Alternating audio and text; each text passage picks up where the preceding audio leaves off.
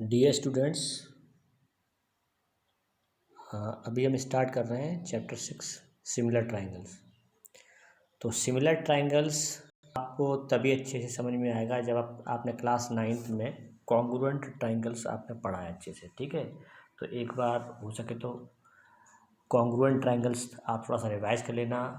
Congruency rules, criteria of congruency जो आपने पढ़े थे ना, side angle side angle side angle, इस टाइप के जो क्राइटेरियाज थे, तो वो आपको थोड़ा अच्छे से आने चाहिए।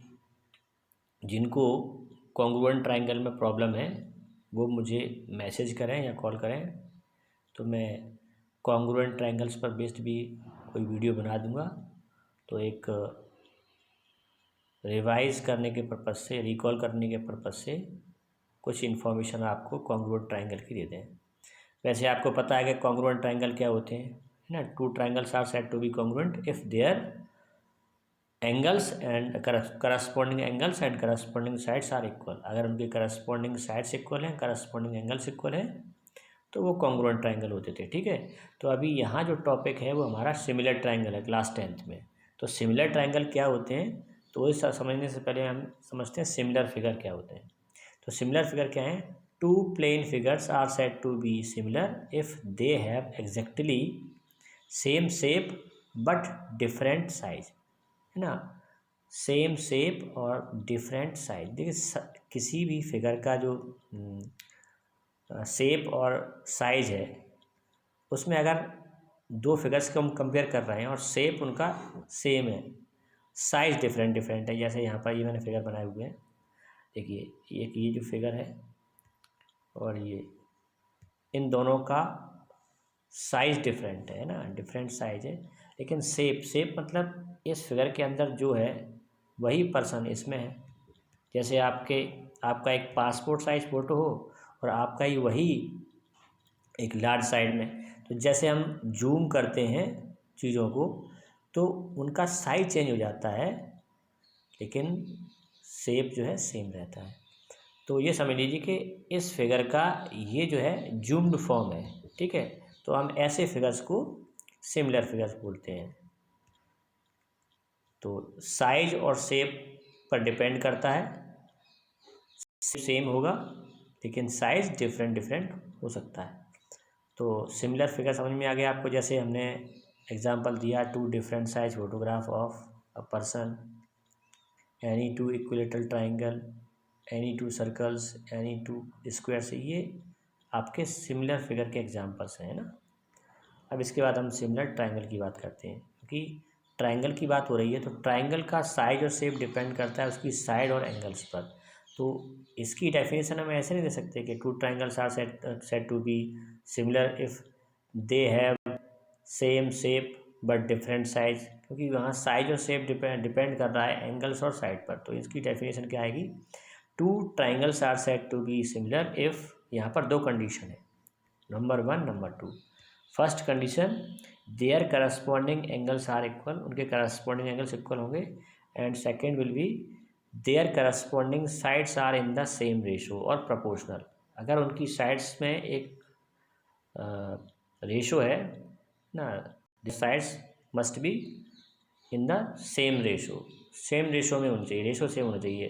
और जब रेशो सेम होता है तो उसको हम एक टर्म देते हैं प्रपोर्शनल। ठीक है, तो साइड्स प्रपोर्शनल होनी चाहिए। अब जैसे मैंने यहाँ पर एक दो ट्राइंगल बना लिए, ये मैं एक ट्राइंगल बनाया ये वाला और एक बनाया मैंने ये वाला। ठीक है, अब इन दोनों ट्राइंगल्स में angle A equal to angle P है, ये angle A equal to angle P, ठीक है, और ये angle B equal to angle Q. Corresponding की बात आ रही है कि ये दोनों करस्पॉन्डिंग एंगल्स, ये दोनों करस्पॉन्डिंग एंगल्स, और इसके करस्पॉन्डिंग में कौन सा एंगल होगा? ये वाला। तो ये करस्पॉन्डिंग एंगल्स आपस में इक्वल होते हैं सिमिलर ट्राइंगल्स के। ठीक है, और साइड्स की बात करेंगे तो करस्पॉन्डिंग साइड्स कौन सी होंगी? जब मैंने करस्पॉन्डिंग एंगल बता दिया आपको, तो ये वाली साइड यानी A B side P Q के, ये वाली दोनों करस्पॉन्डिंग साइड्स हो जाएंगी, ए बी और पी क्यू। तो बी सी और क्यू आर ये करस्पॉन्डिंग साइड्स हो जाएंगी, ऐसे ही ए सी और पी आर। ठीक है, तो यहाँ पर हम लिखेंगे if triangle A B C अच्छा ये देखिए, इस तरह का जो साइन बनता है ये सिमिलैरिटी का। और आपको याद होगा कॉन्ग्रुएंसी में आप जब ट्रायंगल्स के बीच में साइन बनाते थे तो ऐसा बनाते थे, है ना, कॉन्ग्रुएंसी और सिमिलैरिटी में इस तरह से बनाते थे।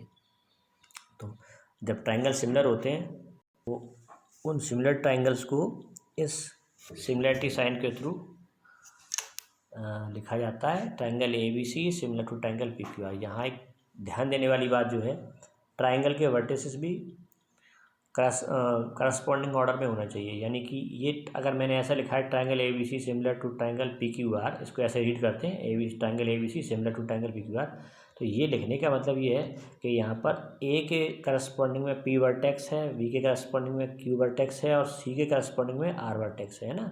यहाँ से आप ये भी जज कर सकते हैं कि साइड AB के करस्पॉन्डिंग में PQ है, ठीक है, साइड BC के करस्पॉन्डिंग में साइड QR है और AC के करस्पॉन्डिंग में PR साइड है, ठीक है।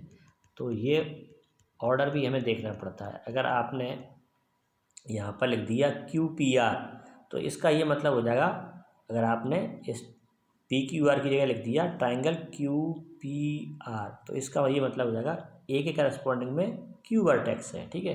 तो लिखने का तरीका यहाँ पर काफ़ी इम्पॉर्टेंट रोल प्ले करता है कि आप किस तरह से ट्रायंगल्स को लिख रहे हैं।